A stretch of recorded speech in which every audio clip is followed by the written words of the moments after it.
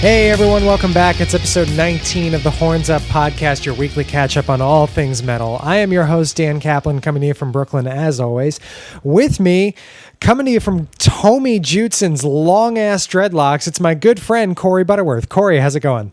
More on the dreadlock situation later, but things are good. Things are good in the life of Corey. I'm still kind of riding high from Vakken, to be honest with you, but back to the routine, Boston tomorrow, and yeah, some big upcoming events the next few weeks. So things are good. Things are good. How's life down in the BK? Things in BK. It's a little busy. It was a little weird coming back to work this week, as you know, I was up, listeners. I was up in New Hampshire for a friendship weekend. It was much fun, but I took Monday off and used that as my travel day, which was nice and it was relaxing, and I actually got back at a reasonable hour and was able to get some stuff done.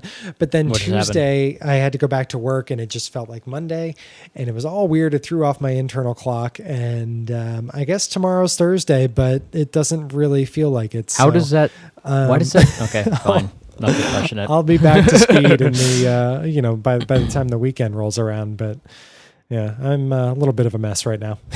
Yeah, and that was a day. Now you might have an idea of how I felt last Monday after 2 weeks. Yeah, I believe it. Oh well. I didn't even have jet lag to deal with. Dude, I was some kind of specimen on those Mondays and that Monday and Tuesday back at work. I was some kind of specimen. It was fascinating. Oh man, I bet there was much coffee involved. Actually not really. Because honestly, we're ahead compared to Europe time. So waking up at 4 felt like waking up at 10. So I didn't actually drink my first coffee in the day till about 2 in the afternoon, because that started to feel like 6, 7, 8 p.m. And I was starting to be like, I'm really tired and I'm still in the office. I need caffeine. Yeah. So, but aside from that, whatever. It's all good. Oh man. Well, there you go. It feels. I mean, you're. I'm assuming you're back into the swing by now, though. Oh yeah. Oh yeah. Yeah. Yep. Good stuff. Well, let us break into our headlines then. First up, most notably, as of Monday, we had the final round of additions to Maryland Deathfest 2015 lineup. As you know, we already had quite a few bands like Triptychon, Napalm Death, Sodom, Neurosis, but dear God, this just got even better. This is really going to be something. Corey, do you want to give a rundown, or should I list them off? How do you want to do this? We only have an hour, but I'll go through a few. Yeah. I mean, all right, so as for today, the most recent announcements by today, I mean Wednesday, August 20th, they threw Skinless, Suffocation, and Tombs at us. 3 bands I'm actually excited to see all of. So yes, that's a nice little day. But let's just take a step back here and realize what else has been announced. We'll just, from the beginning here. We're talking, Origin, Devourment, Amorphous, a band Amorphous, only U.S. appearance in 2015. Right. And mind you, this was a band, much like last year for Emperor, I was fully prepared to get another Vakken ticket and go see. In fact, I'm still on that Vakken waiting list. This may save me a lot of money, even though I'd probably still go do Vakken anyway. Bloodbath, Obituary, Primordial, Neurosis, Vatnet Viskar, Suffocation, which I already mentioned, Sodom, Triptychon, Valenfire, Winter, which seems Inter Arma. Yeah. God, I'm still going. Agoraphobic Nosebleed, their first ever live performance. I mean, like ever. This is Eternus. I don't know how they're going to be able to top this. Ever. Yeah, Napalm Death. I mean, my thoughts being that eventually they're going to have to move this out of Baltimore if they want to keep getting these kind of band names over and over again. Obviously, they'd want these bands to attract more audience, and it's already a highly popular, at least in the Northeast, metal festival. Festival I use in quotations because, hotels. But the fact of the matter is that eventually, if they want to get these bands every single year, which I am 100% for, they're going to probably need more space, a bigger venue, more venues, something. It's going to be tough.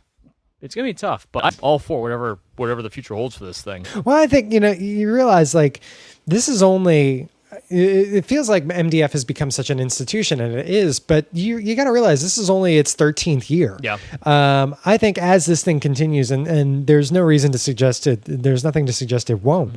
As they continue to build this out, I mean, I think they're going to be able to plan accordingly for, overload for, when this thing really hits critical mass. Right. You got the Pimlico racetrack just 20 minutes down the road. I think that could be a prime venue. Now, will Pimlico racetrack be open to hosting metal bands if it gets big enough to get to that point? If they like money, they will. And it's Baltimore, so I assume they do.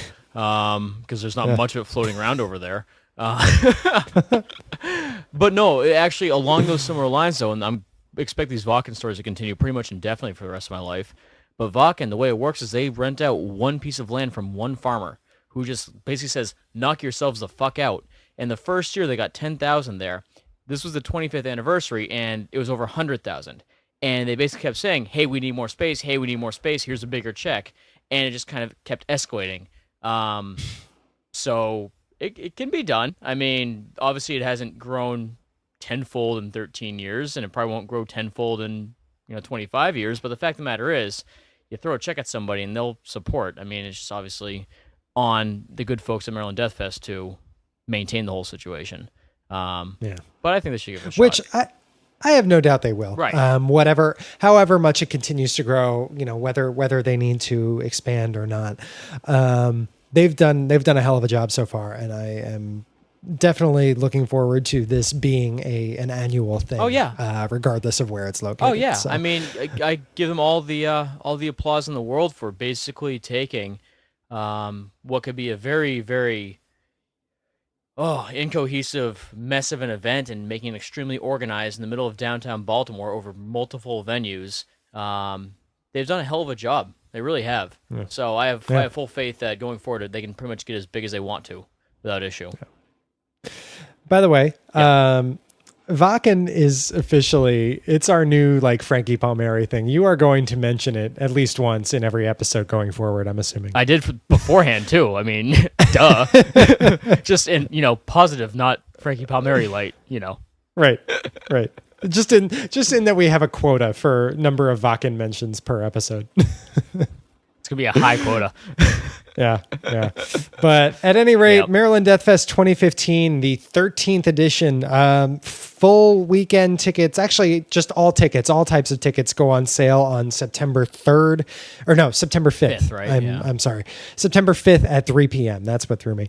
I feel like I'm doing something. Take my money now. Yeah. Here's a check. Have fun. $200 whatever for the all weekend pass. Just take it. I mean, I will gladly part with it. Yeah, that's actually not that bad. I mean, when you really think about it. And you know who I get to see the day after that? Nope, day before I see Allegaon. Day before tickets go on sale. Yes, exactly.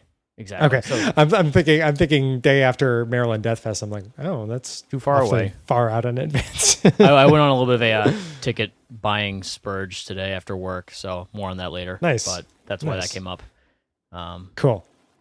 Because always good to get some new metal shows in. We haven't had a concert review in a little while here. Well, in all defense, I say that the entirety of the last episode was a concert review. So let's that kind of a non full episud concert review. True. A non as a mere segment mortals, of the show. As a segment of the show. A mere mortals concert review. Right. Mere mortals. For I am a mortal. Stuff us regular jackoffs get to go to. Not all you. Regular. Hey man, I'm a regular jackoff. I'm a regular jackoff that just chooses to be poor because of metal, and it's a situation I'll live with. Okay, so that's 10 minutes on MDF. What else we got? Well, let's get into. We have a couple of little tidbits on some upcoming new releases. Yep. Some a little bit more anticipated than others, but news from the Slipknot camp. Last Friday we had Chris Adler from Lamb of God, who has widely been speculated as the drummer on the new Slipknot record, basically came out denying that he has been at all involved in the record, whatever it's called, whenever it's actually coming out. Yeah, basically after pleading the fifth the day before, though. People asked him the day before, he's like, oh, I probably shouldn't say. And the next day he's like, yeah, fuck you guys, I'm not on it. It's like, oh, thanks, guy. Fuck everyone in that situation. I'm getting so tired of this Slipknot stuff. Just give us some information on it. It's a shame that the first song fucking sucks too. Yeah, it's really bad. It's like new metal Slipknot. It's like the early Slipknot stuff. I actually grew to like them as it went on, but no, I don't want it yeah, now. the negative one took a step with the last two albums. Come on, guys. Yeah. The negative one was just not good. Apparently they have a new single coming out sometime soon, but yeah. So that's that. Chris Adler won't be on the record, which has not yet been named, we have not yet been, revealed a drummer or a bass player. So Slipknot, good job keeping us informed. Doing what they do best. Next up, we have news from At the Gates. Their long-awaited reunion album finally has a release date. It is going to be coming out on Tuesday, October 28th, Halloween week, which, in case you needed that week to get any more awesome, it just did. At War with Reality, the reunion album, Tuesday, October 28th. You can bet your ass I'll be lining up to pick that thing up. And finally, we have a little tidbit from Faith No More. Corey, are you a Faith No More fan? Never even listened to a song. Really? Yeah, well, actually, that's true. That's true. That is unfortunate. Well, oh, is it? Anyway, oh, it is. Mike Patton, come on. Yeah, I know. Come on, absolute legend. I just like his antics. I don't really care so much about the other stuff. The reunited Faith No More has they've been playing some live dates. They busted out some new songs on some of those live dates, and just yesterday tweeted out from their official account, quote, "The reunion tour is over. In 2015, things are going to change." Now, is this a hint at a new album, perhaps? It's been pretty widely speculated for a while. They've been playing some new songs. Out of that statement? Good Lord. Oh, that's broad. I don't know. I would be down. You could be hinting that he's going to murder them. Who knows? I mean, yes, the new album would be kind of cool, but that's a bit of a stretch. Things will change. You will write the year with a different number. I mean, yeah. I don't know. If in fact this is a suggestion of a new album, I'm fully down with it. Yeah, why not? Of course, the band has been reunited for a few years now, but haven't put out any new music, any new studio work since, I believe, the late 90s, 97, 98 maybe. Sounds right. So this will be a welcome addition to the catalog, and if and when any announcements come, we will certainly keep you informed. Corey, in between now and then, listen to some Faith No More, because, god damn it, they're good. Supposing I'm working into my schedule. Fuck. That'll do it for our new album tidbits. Next up, we had last weekend in Richmond, Virginia, we had the 5th annual Guarbecue, Guar's big metal concert party food thing. I can't English right now. It's late. But it was held, of course, in Richmond, Virginia, the band's hometown. And, of course, lots of tributes were thrown into deceased frontman Dave Brockie, a.k.a. Odorous Orungus. Did you happen to catch any of these or see any of the photos or anything? I looked at some of the photos. I was in tune with, the tribute that Randy Blythe had to share and everything. And it looked kind of awesome. I will say that. I'm glad they performed and everything. Actually, a quick tidbit regarding Guar. They're actually going on tour as the entity that performed at the Guarbecue. So that's kind of cool. So I'm all for it. I mean, why not? And the Viking funeral is pretty much how I want to go out. So props for that as well. Yeah, they lit. Now it was just his costume. I know, obviously. They didn't have his body. The smell of burning flesh fills the barbecue area. That'd be kind of gnarly. Right. But they did light his costume, put it on a boat. It was very epic. Yep. And you mentioned the tribute from Randy Blythe from Lamb of God, but they also got what I thought was interesting. They got Jello Biafra from the Dead Kennedys, which I was kind of surprised at. I mean, they're not very similar musically, but also very cool. I mean, Jello's a good dude and obviously can recognize good music when he sees it. So Yeah, for sure. Good for them. And obviously rest in peace, Dave Brockie once again. But barbecue, that was that. And then finally we have a little something fun for you this week. To close out the headlines. Now, unless you've been living under a rock for the last 2-3 weeks, Wish I was. you will have come across in your news feeds, on the internet, what have you, the Ice Bucket Challenge, which of course is a campaign that is meant to raise awareness for ALS. Amyotrophic lateral sclerosis, otherwise known as Lou Gehrig's disease. Yeah. The campaign basically involves people are challenging other people to either dump a bucket of ice cold water onto their heads or donate $100 to the ALS Association. A lot of people are doing both, but this thing has gone viral and it has just spread like wildfire. The ALS Association, I think as of earlier this week, just reported that they've gotten $10 million worth of donations compared to like $23,000 in the same period last year. I mean, this thing is, I mean, you can bash it as like slacktivism all you want, but it has made an impact. And this includes in the metal community. We've had people like Mike Portnoy, Duff McKagan, Charlie Benanti from Anthrax. My favorite, not really metal, but my favorite, the Foo Fighters had a great one where they parodied the movie Carrie. Dave Grohl dressed up in drag, and instead of the blood coming down on him, it was ice water, which I thought was kind of cool. Just today, though, I saw one with Geddy Lee from Rush. Did you catch this one? I did, actually. It's probably the only one I've actually watched, to be honest with you, because I kind of understand how this works. It was pretty fucking hilarious, so I gotta say. It was wonderful. Yeah. So Geddy Lee, bass player, vocal player, bass player, vocalist. I play the vocals. Fuck, it's late at night. Sounds like a Matt Heafy statement.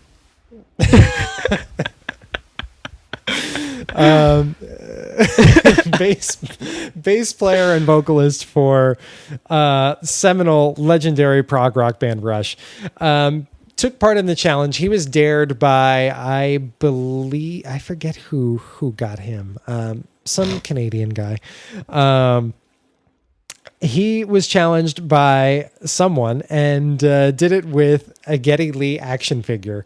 And he, did his little miniature voice, and he poured a thimble of water over the action figure's head.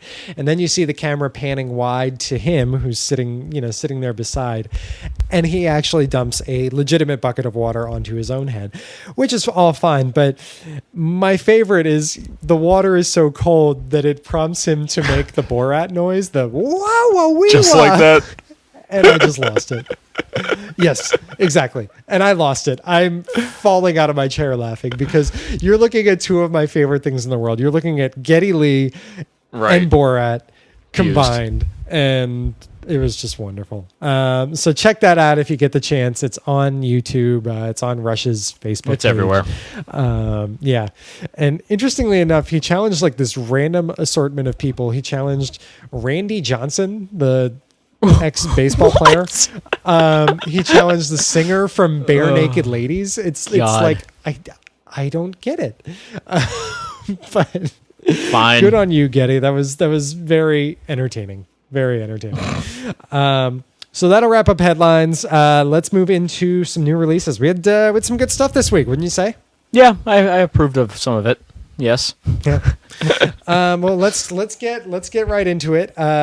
First up on the list, we have a new one from Accept. It's called Blind Rage. Third post-reunion album with singer Mark Tornillo following Blood of the Nations and Stalingrad. What'd you think of this one? It was fine. I've never really been that high on Accept anyway. I mean, I don't, I appreciate their musicianship. I think they're actually pretty talented, and I can definitely get into them. They write some catchy stuff. But they've never been that high for me. I mean, I saw most of these songs played at, here we go again, at Vakken, which was actually kind of cool to see them played live, and actually going back and revisiting the album was pretty cool.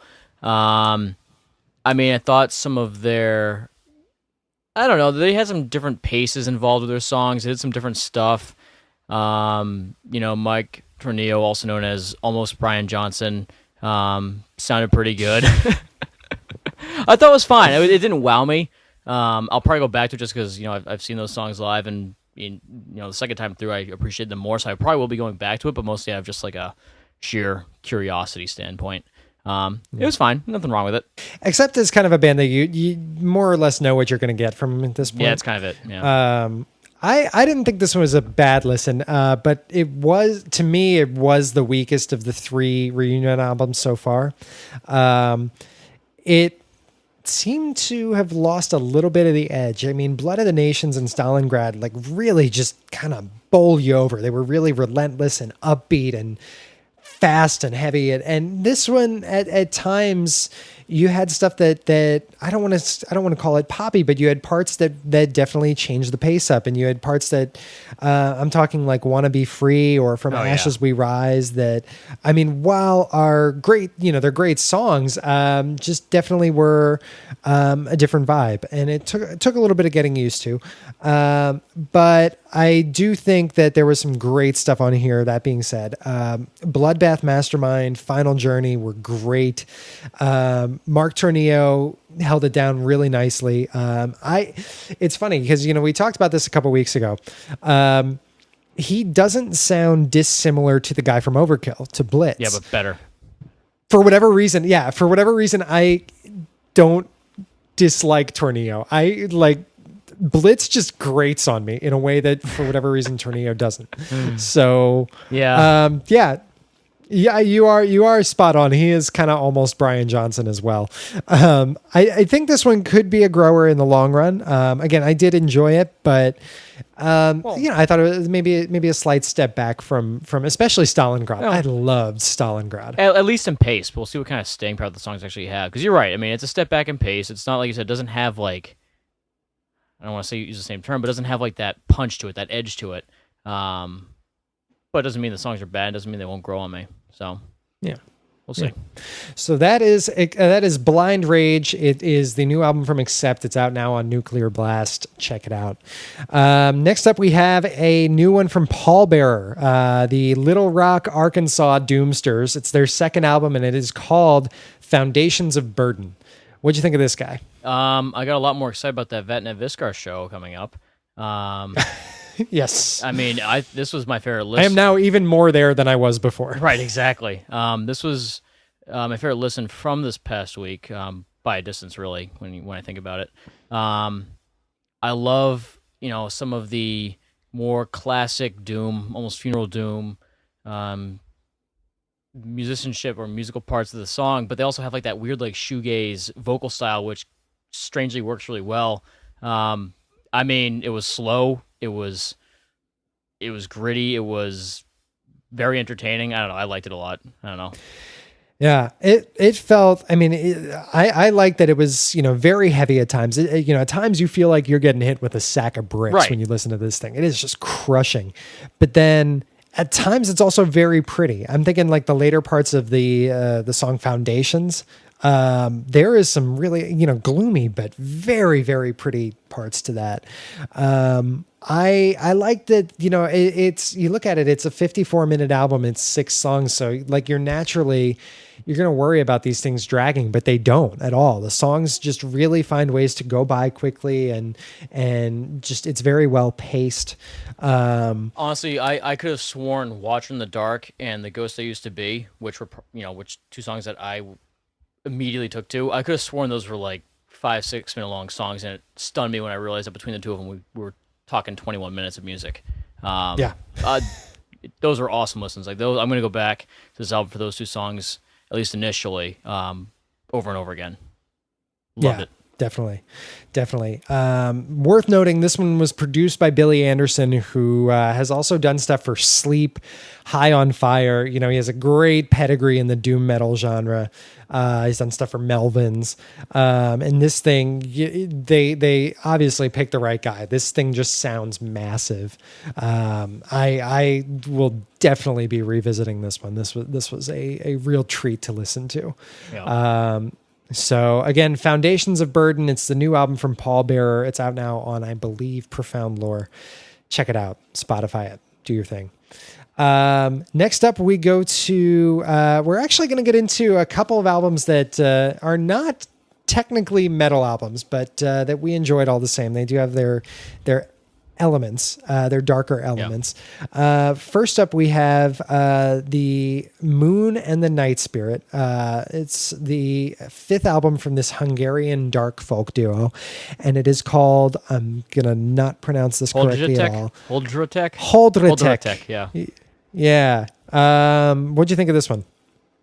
I'm going to put a pin in this one and say I'm going to file this way with my other hiking bands because I thought it was really, really pretty. Not pretty good, not pretty epic, not pretty interesting. It was pretty. I mean, really, I can't think of a better term for that. I mean, I thought it was good. I thought it was different. I don't know. I mean, it was definitely kind of like spacey music. Like I listen to this and I just kind of like space out. So it'd be good to listen to while doing probably something else. Yeah, very good background music. Sure. Yeah, we'll go with that. That works.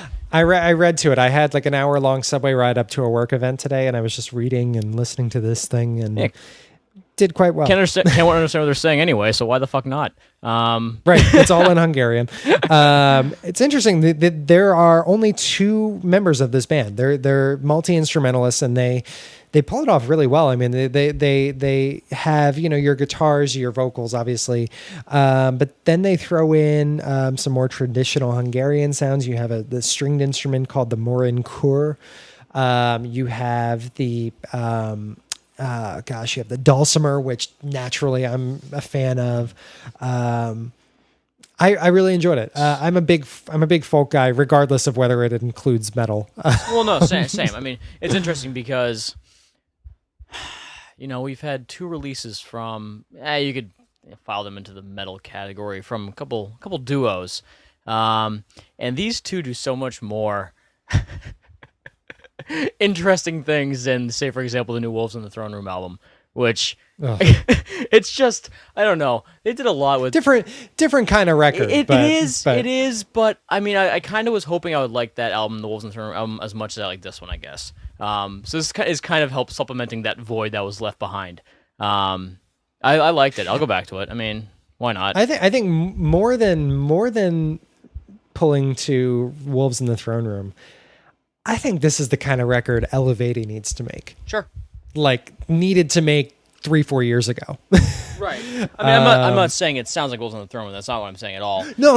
I'm just saying, like, I think Elevati needs a record like this more than Wolves in the Throne Room needs a record like this. Yeah. I mean, of this quality, I should say. Yeah. But let's remember this is all about quality here. I mean, granted, I've pretty much established that Wolves is just going to do whatever the fuck they want. They really just don't care, which is fine. But I mean, make me like you still a little bit. Yeah. Please. At any rate, the band is the Moon and the Night Spirit. The album is Holdretek. I can definitely see myself coming back to listen to this one again. This was a very, very, again, very pretty listen. So check that out. It's out now on Prophecy Productions. And finally, we wrap up new releases with a new one from Trioscapes called Digital Dream Sequence. Now, this is the jazz fusion side project from Between the Buried and Me bassist Dan Briggs. Also features saxophonist and flautist Walter Fancourt and percussionist Matt Lynch. Did you like this one? I liked the first couple minutes of the first song, and then you take over. Well, I didn't make it very far through this one, to be honest with you. That's fine. I liked it. Again, not at all metal. You do hear the occasional like slightly darker influence creeping through, riffier influence. But if you like stellar musicianship and odd time signatures, it's going to be a record for you. I really like that it sounds a lot fuller than just drums, bass, and flute, saxophone. It's really well produced. You definitely hear this in the song "Stab Wounds" in particular. It just sounds very, very dense, and I mean that in a good way. It's pretty short, 5 songs, a little more than 40 minutes, so it goes quickly.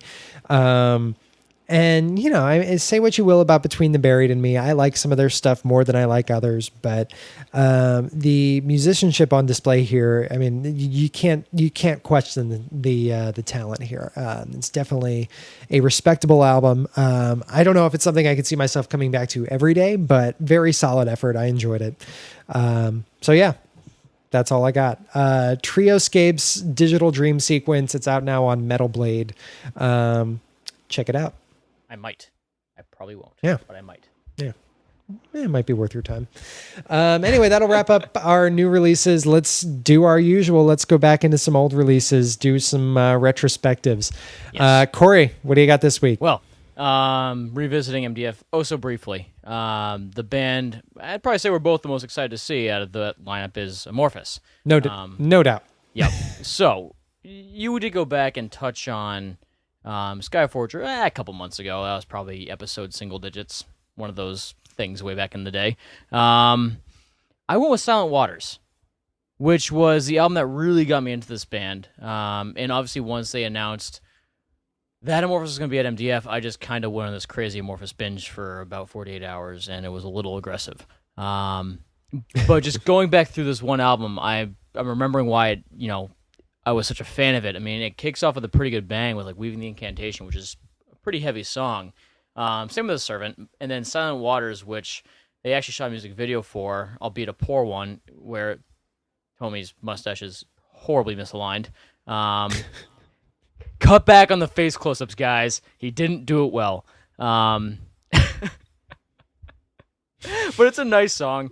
It's a great album. You're just going through it, Towards and Against, White Swan. I mean, Sign, I think, is one of your preferred songs, if I'm not mistaken. Sign is absolutely my favorite. How that got relegated to a bonus track is beyond me. That might be my favorite. That is not only my favorite song on the album, it might be like one of my top 5 Amorphous songs, period. Yeah. I mean, I could honestly go back and forth between Silent Waters and Skyforger over and over again, and it would take me a really long time to get bored of those two albums, which is kind of interesting considering how their most recent 2 releases have kind of come and gone me fairly quickly. Regardless, Silent Waters, 2007. I'd say it was. What was it? Was it the second album of the Tomy years? Yes. Okay, yeah. Eclipse. Eclipse was the first, and then another good one. Yeah. Oh yeah. I mean, really, those first 3 records they put out with Tomy and the band. I mean, it's amazing. Yeah. Just that they were able to keep that going for 3 albums. As you mentioned, not as nuts about Beginning of Times, not as nuts about Circle, sure. But there's still a band I hold dear. Oh, I'm so fired up to see them. Maybe twice next year. Maybe. I just wish I could go back to like 2010 and see them right after Skyforger came out, because that would have been like 3 incredible records, and then that'd be the absolute pinnacle for me, seeing them live right after those first 3 releases. Who knows what we'll see, If not, there's always the that Forging the Land of Thousand Lakes, that live DVD they have, so that may be the closest we'll get. So I can buy that, sit in my room and cry myself to sleep after watching it. Sounds great. Oh, fuck that. Go to YouTube. It's on YouTube. You don't have to spend any money. You're right. I won't spend money, but I'll still cry myself to sleep. The rest stays the same. All right. Well, Silent Waters is a great choice. It's probably my second favorite of the Tomy era as well. But yeah, good stuff. Yeah. I went back, was trying to do a top 10 this week, but Amtrak's Wi-Fi was letting me down big time, so I didn't actually finish it. But I went back and I started to do a top 10 for Blind Guardian. Spoiler alert, it may come out next Monday. But in putting together my top 10 for Blind Guardian, I went back and I listened to a lot of their old albums, and naturally settled on what I believe to be their best album, A Night at the Opera. This was from 2002, 4 years after Nightfall and Middle Earth. Just a really, for me, it's the pinnacle of the Blind Guardian evolution. You had in their early days, they were more of a speed metal band. They gradually incorporated more theatrical, more melodic power metal influences, and then this is just where I think it really hit its peak. It's just crisp production, really epic sounding songwriting and production to go along with that songwriting. Great vocal performance, some of their best songs. I mean, you have And Then There Was Silence, you've got The Soul Forged, you've got Precious Jerusalem, Under the Ice. It's just it's wonderful. Maiden and the Minstrel Night is another one. You see them definitely keep it heavy, but also explore their folk influences in particular on here, which I've always loved. And it's Blind Guardian, and I enjoy them irrationally. So many people say the same thing, though. So many people would say the same thing. There may not even really be a reason to enjoy them so irrationally, but we just do. We just do. I touched on this. In the post that I'm working on. Like a lot of power metal, for the most part, I've sort of grown out of, but Blind Guardian just is the constant. Like I'm never going to not enjoy them. Right. They're too good. I really can't think of an album I listened to straight through start to finish from them that I've sat down and be like, that was okay. Even Twist and the Myth, which some consider a weaker album by them, I thought was freaking great. And I think it's great, but I think everything is well beyond that still. Just to put things in perspective. Twist and the Myth is one of their weaker albums, but it's still really good. So let's just put that in perspective of how good the other albums actually are, basically. Yeah. God. If you had to pick like 2 albums in a row, like a 1-2 punch from Blind Guardian, got to be consecutive albums. What do you take? Do you take Nightfall and Middle Earth, Night of the Opera? Do you take Imaginations from the Other Side, Nightfall and Middle Earth? Yeah, I got to go Imaginations to Nightfall. I really do. I don't know why. I just like Imaginations so much, and I like Nightfall more than I like Somewhere Far Beyond. So that's kind of just where I fall. But I mean, it's like Follow the Blind. Like the really old shit's still good. I like Tales from the Twilight World. That's an awesome album. I haven't gone back to At the Edge of Time recently. I should probably listen to that again soon. There's still some good stuff on there. I have a couple. I got a couple At the Edge of Time songs on my playlist as well. Spoiler alert. Yeah. So I gotta give that a revisit. It's been a while. I've gone back to Twist and the Myth more than I've gone back to At the Edge of Time for some reason. But whatever. There's some good stuff on Twist and the Myth though. I love that album. Fly. You've got Another Stranger Me. I mean, it's wonderful. I love it. Yeah. All of Blind Guardian. I'm just looking at the track listing on that album now. It's just like the Edge is on there. I'm just like, oh, this is so great. This is so Turn great. the Page. Scalds and Shadows I've always loved. It's great. Oh, it's man. Great. At any rate, we're getting off on a tangent. My retrospective was A Night at the Opera. I just thoroughly enjoy it. And you should give it a listen because you probably will too. It's not on Spotify though, because Spotify done fucked up, but find it, buy it, listen to it, enjoy. So that'll wrap up retrospectives. Close out as usual with our horns up and horns down segments.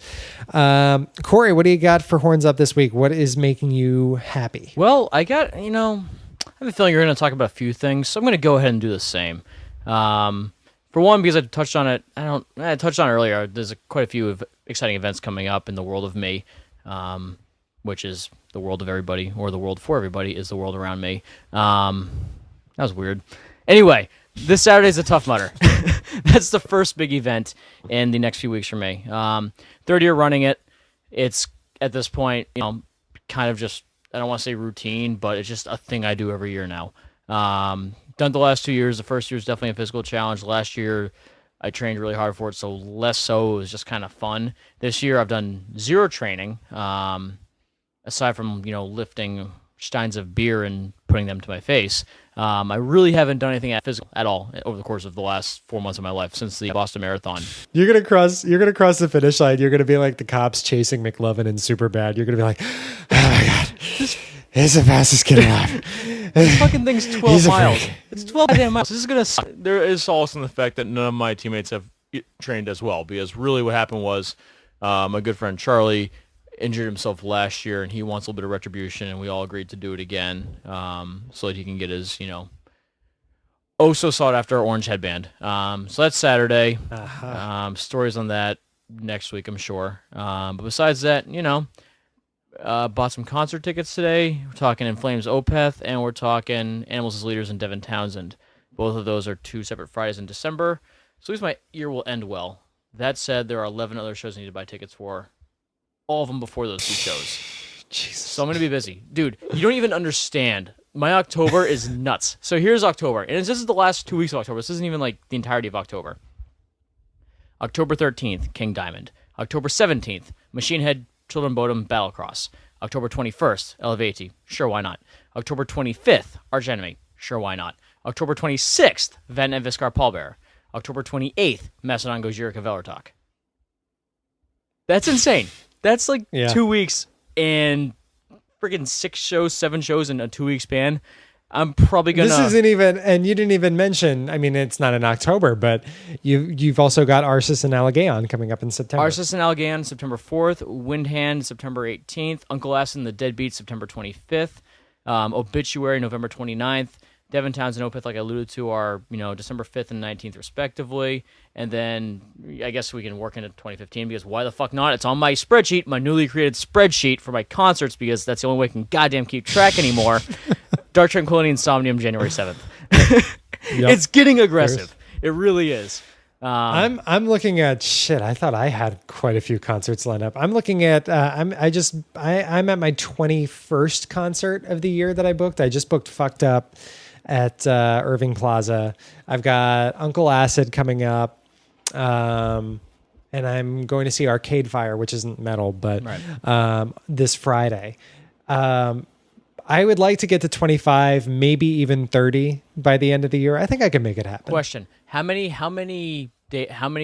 concerts do you count? Like, let's say MDF as? Do you count it as? I counted MDF as one concert. Okay, good. I'm doing the same. But when I list it, I'm counting MDF as one concert. Could be 2 different days. When I put a list together of the artists I saw at these concerts. Yep. I counted the individual artists. Yeah. Same thing with Governor's Ball. Like, it was a single event, but I saw like 30 different artists at it. So that's how I'm justifying it. But fair point.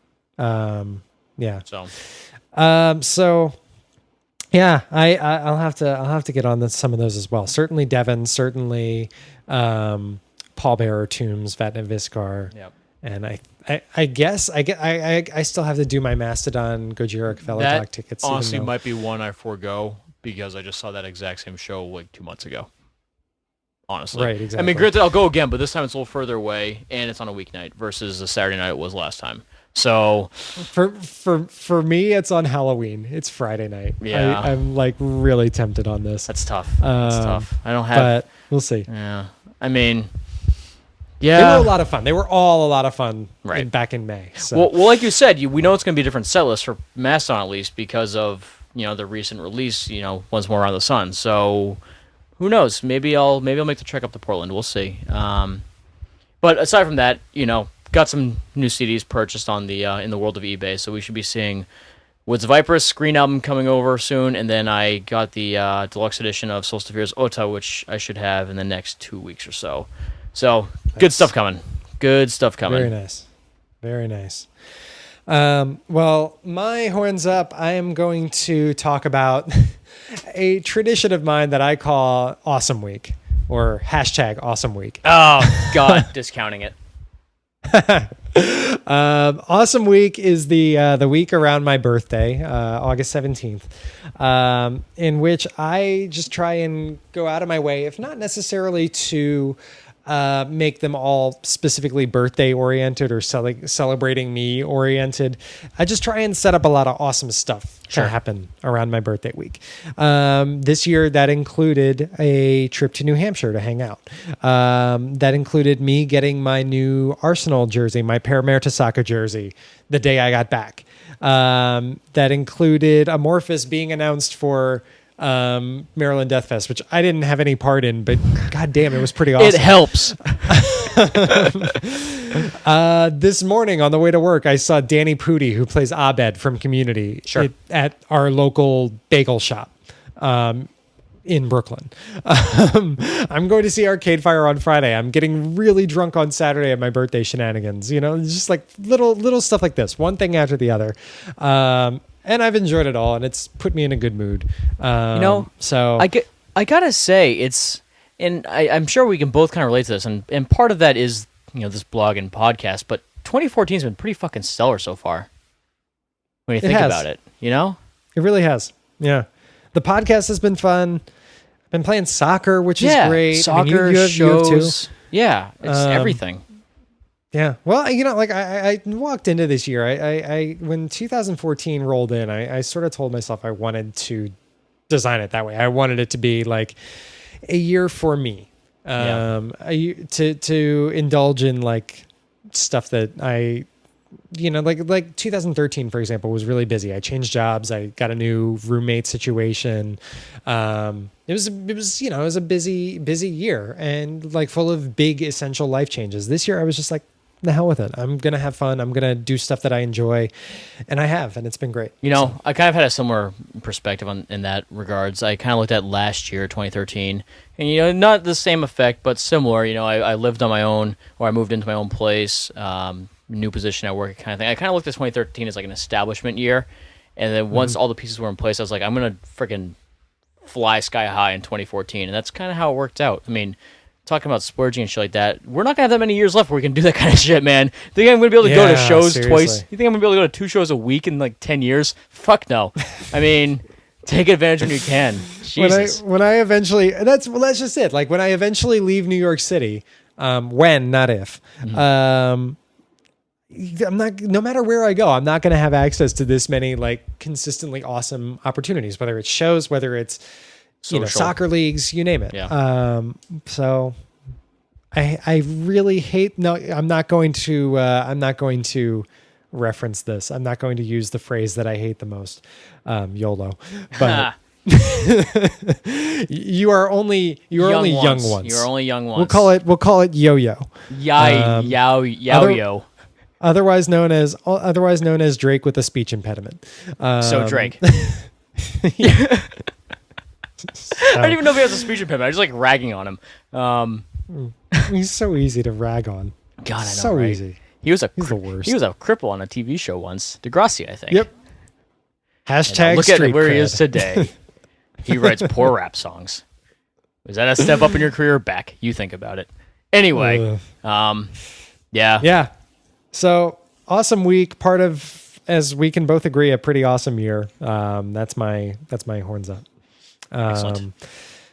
Moving into horns down, it's actually we have a shared horns down, one that we missed out on including last week. It was actually really came to a head as we were recording episode 18. So we missed a lot of it, but had to touch on it here. I'm talking, of course, about the situation outside St. Louis, Missouri, in a neighborhood called Ferguson.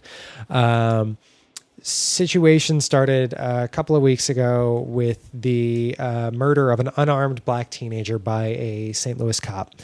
This has started off, sparked a series of protests and riots and you name it. Just allegations that this is racially charged. Well, it doesn't help matters when they withhold the police officer's name for freaking days on end. Right. That doesn't make it sound like corrupt at all.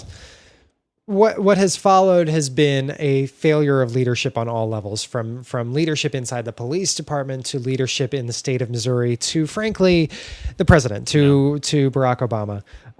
We have a fully armed, like tanked police force running the show in this town for a couple of days, pointing their guns at protesters rather than, holding them up in the air. We had a cop just last night, video footage emerged of a cop pointing an assault rifle at a protester, telling them they're going to fucking kill him.